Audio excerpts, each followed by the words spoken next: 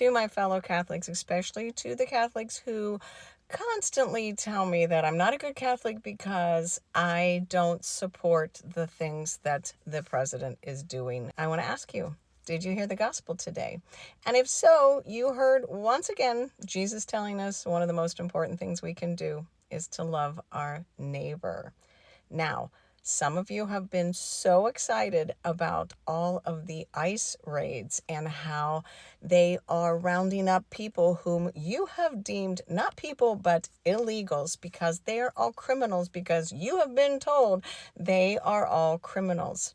But may I just remind you that many of these people have been here trying to save their lives and the lives of their family, and the red tape that follows them is making them have an illegal status right now. I live in Cincinnati, and right now a chaplain at Cincinnati Children's Hospital was detained. A man who has done nothing but help people, a man who is gainfully employed, a man who has tried so hard to get legal citizenship here, and yet cannot get through all the red tape. So once again, in the gospel, we're reminded that the people who were believed pious, the priest and the Levite, all passed by the man who needed help. And the Samaritan, who wasn't believed to be pious at all, was the one who helped. So once again, I encourage you, please listen to what Jesus says about loving each other and stop listening to you-know-who talking about hate. MAGA meets every definition of a cult, not symbolically, not loosely, but in the full clinical and psychological sense. It revolves around a central magnetic leader regarded as flawless. It prioritizes loyalty over reason. It cuts followers off from differing viewpoints. It casts outsiders as threats. Members chant the slogans, wear the gear, gather at rallies, and internalize teachings that defy reality but feel morally justified. This isn't a matter of politics. It's about mental conditioning. The reason MAGA supporters don't realize they're in a cult is the same reason any cultist doesn't. The group has already trained them to dismiss the idea outright.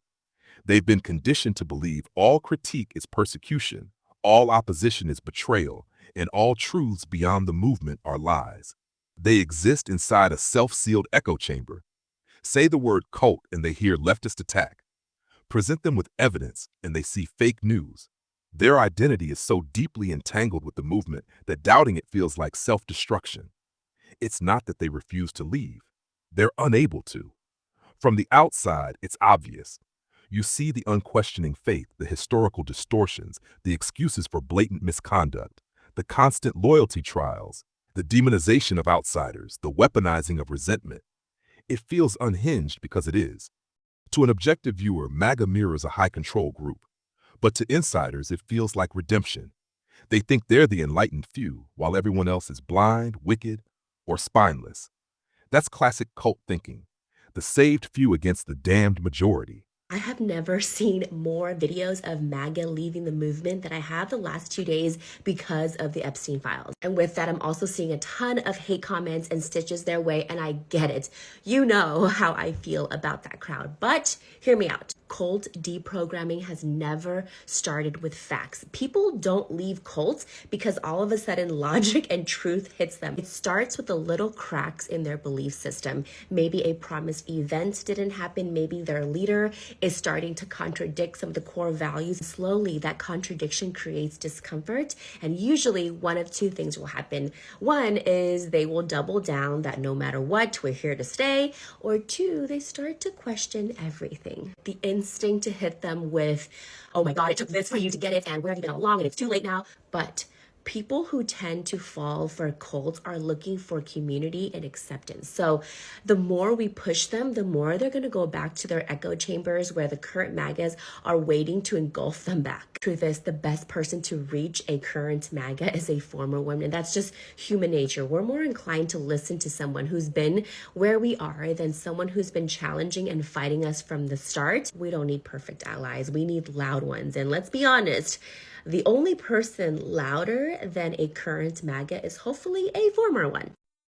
A typical MAGA supporter is often white, older, feeling economically squeezed or bitter, culturally out of step, and longing for a past that either never truly existed or wasn't equitable. They feel something was taken by immigrants, by Black Americans, by feminists, by global elites, by social change.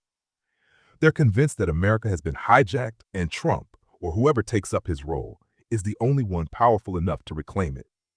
Their communication is built on slogans, memes, and fragmented conspiracies. They don't trust institutions, but they trust anything that feeds their anger. They see the system as corrupted, but they don't want less authority, just authority that serves them. From a psychological standpoint, many MAGA loyalists show markers of deep authoritarian submission, preference for strict social hierarchies, and all-or-nothing thinking. They fear uncertainty. They need adversaries to feel anchored. They crave clear targets for their frustration. There's a psychological void, a sense of erosion or loss that the movement fills. It offers direction, an enemy, and a community that nothing else has provided. They're not merely standing by a candidate, they're clinging to the one thing that still gives them a sense of meaning. That's why facts bounce off. That's why reason goes nowhere. You're not debating a citizen. You're confronting someone whose emotional survival depends on not understanding you. There's mourning at the core of MAGA, mourning for lost privilege, imagined greatness, the fall of a social order where they once felt secure. That sorrow hardens into resentment, then festers into hate. The movement gives it a home. It tells them they're not weak, they're fighters. It turns shame into defiance. That's why they'll never call it a cult. Because admitting it's a cult would mean admitting they were duped, that they surrendered their independence, that they let someone else steer their moral compass. And now, the emotional cost of admitting that is too high. So they double down, again and again. Because to them, loyalty feels like liberation. What an absolutely delightfully horrible time to be alive if you are remotely intelligent, have a modicum of compassion or an inch of empathy within you. It seems like this administration and a lot of Americans are trading cruelty and fear and desperation like it's a blue chip stock on the stock market, and it's shameful, and it's not really who we are as Americans. You MAGAs and a lot of you Republicans who hold responsibility for this have sold your people a bill of sale based on fear and desperation.